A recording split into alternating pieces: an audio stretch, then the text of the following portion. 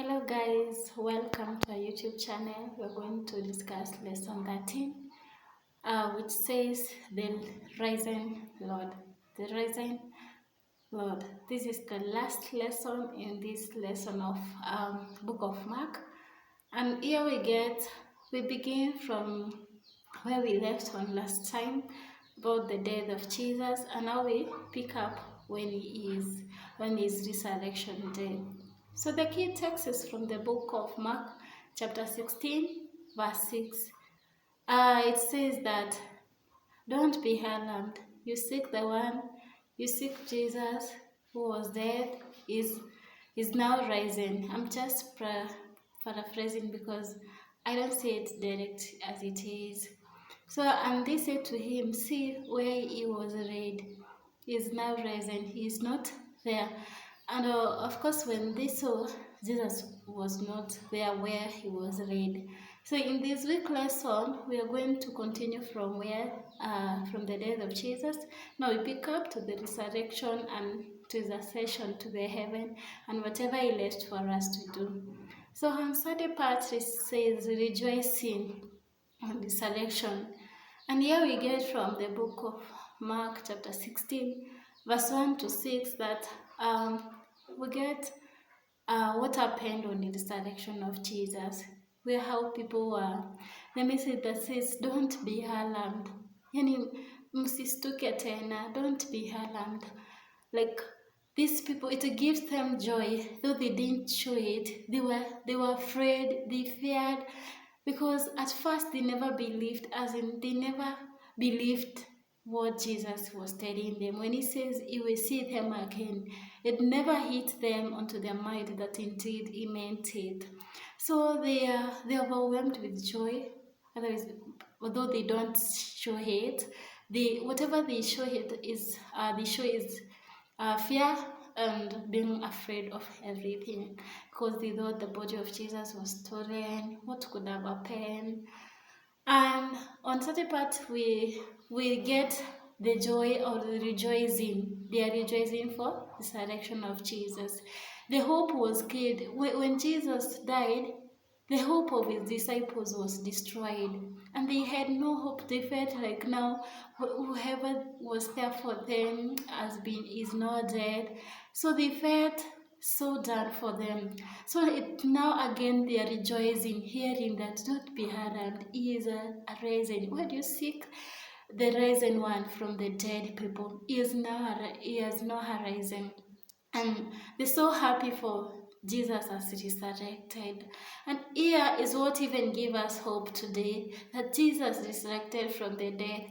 So we also rejoice that indeed we also resurrect. When he comes, we also resurrect, and it gives us joy, and we continue rejoicing every day. On Monday part says, "The stone rolled away." The stone rolled away, and here we can get from the book of Mark chapter 16, verse 7, 8, 9. We are able to get that the women, Mary, mother of Jesus, Mary Magdalene, and Salome, the three women who went to the tomb on Sunday morning, that the lesson recognizes or says that he died in the evening before the Sabbath. So that is Friday evening before the Sabbath, and on the Saturday morning he resurrected. So these women went, and whatever they meet there is that the stone was rolled away. So they were afraid. What could have happened to the body of Jesus? The three women were afraid because they were going to make completeness, to apply some oil. I don't know what was taken off. Otherwise, in these days, we don't have that. Applying some oil on the street, on the burial, someone is buried already and you apply some oil. So it's not happening these days, but it was happening by then, that the Bible records that they had some spices that they carried. So they went, they met the stone is rolled away. When they met the stone is rolled away. It takes us to the next day, which is Tuesday part, that's at the tomb. At the tomb. And now at the tomb, the women, they went, when they met that the stone was rolled away, they passed in, running, uh, in afraid and with a lot of fear. They wondered what happened that the stone was not there. And when they get in, they met that there is no body of Jesus. And before they could talk much, an angel appeared to them, and they say they saw as a man who dressed in white with a lot of light, a light that they have never seen again. And these women, the angel talked to them and says, now where we drew from our key text from, that do not be alarmed. Where do you seek the risen one from the dead? See where he was laid, he was not there. So the angel tells them that this Jesus has resurrected. He is not there again. He has already resurrected from the dead. And they proceed. These people, they were afraid, and they trembled with fear and wondered what Jesus taught them comes to eat them, and and they begin to believe, and they begin to remember. And by the way, Jesus told us that we will see him again. The Son of God will go through some challenges, and finally he will be put into death by people, and finally we resurrect. And now it comes to their might now. They get it. Whatever Jesus used to talk to them, that they remember whatever I sent to them. And this now they go to the other disciples to tell them. Of course, we have Peter and Thomas, who never believed.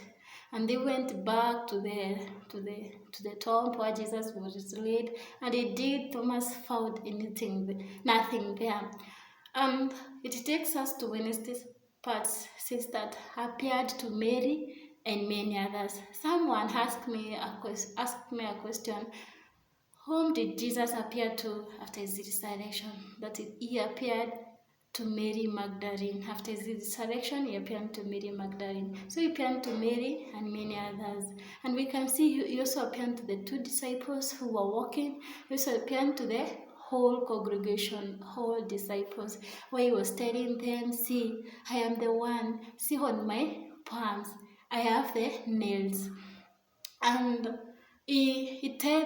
the disciples tends to have this belief, and they never believed Mary Magdalene when they told them. Remember, by then women were taken as some people who could never see anything who could never say anything that could be taken serious. So even if they were witness, no one would trust them, because again, this belief did not start today.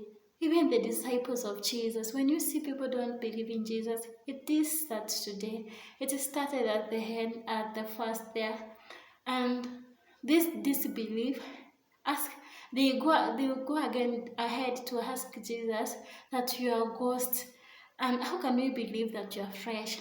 And now they says, touch me and see that indeed I am fresh. And some disciples went again and they proved for themselves by touching Jesus. After that, they proceed on that part which says, go into the world. Go into the world. So the Jesus, together with his disciples, they went where Jesus was to be taken to heaven. And now he gives them the message that go into the world. You, my disciples, I'm going to the heaven. Remember, he has accomplished his call. It was the plan of salvation for these people, for us to be saved. So he has accomplished his goal, and now he's going back to the heaven. And now he leaves his message, go into the world, preach to everyone, and let them get this message, and this will accompany you. And he gives them that you will cast out demons, because I am in you. You will work wonders. Many people will be saved, and those who will not believe in Jesus will be condemned. And people take it to be a unserious thing, but it's a serious thing since it is written in the Bible in Mark 16, chapter 16, verse 20, that indeed these people who don't believe, they will be condemned, but those who believe, they will be saved. So he gives us signs that we follow the people who will be able to trust in God and for his work, that go in, preach the gospel, and the signs will accompany you to cast out demons by the power of Jesus. We'll be able to speak in tongues. We'll be able to preach to many and save many by the power of God. And this is the book of Mark. The lesson of this week, of this quarter, ends there. Let's proceed to the lesson of the next quarter. The next quarter says the Gospel of John. So we go to another book and get more enlightened to get the book of John. May God bless you. Stay blessed and welcome to this YouTube channel.